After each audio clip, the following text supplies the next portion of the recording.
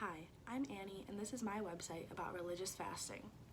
This website will serve as a place where high school students, college students, and even academics can come to find out more about the various aspects of fasting for religious purposes.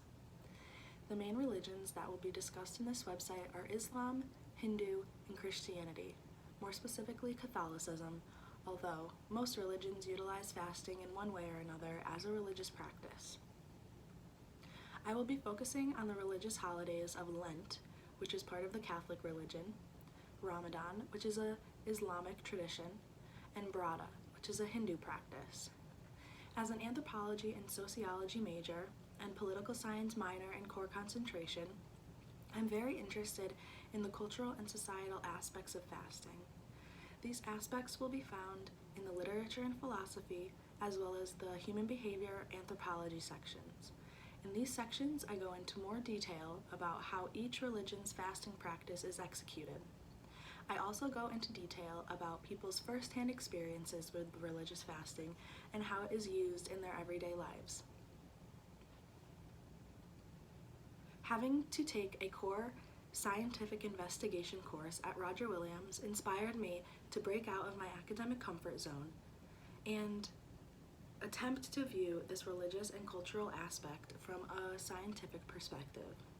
I was very interested in the risks of fasting, which inspired me to research the mental and physical impacts of religious fasting, specifically throughout the holiday of Ramadan. This section will focus on how the difference in diet during Ramadan may not even have much of an impact on physical health. However, the section does explain how Ramadan and religious fasting in general may have a positive impact on one's mental health.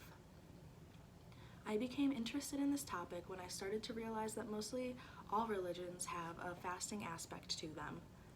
As a child, I personally practiced Lent.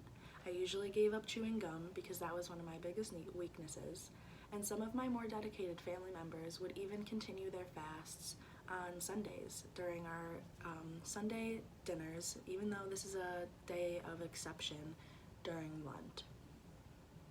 As I grew older, I began to realize that a lot of other religions and Christian denominations practiced fasting in a much more intense way than I was used to with Lent. So I began contemplating, if this is such a common practice, there must be a common reason as to why it's incorporated in so many religions.